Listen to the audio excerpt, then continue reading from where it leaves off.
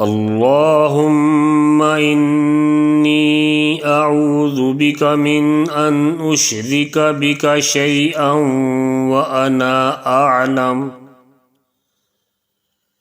وأنا أعلم به وأستغفرك لما لا أعلم به.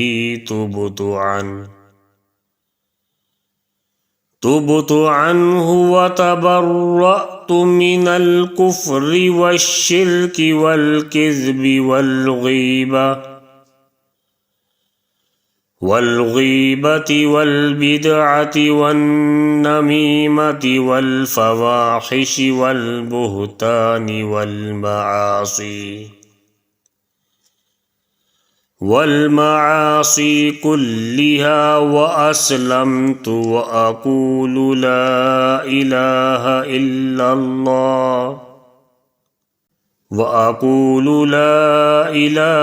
إلا الله محمد رسول الله.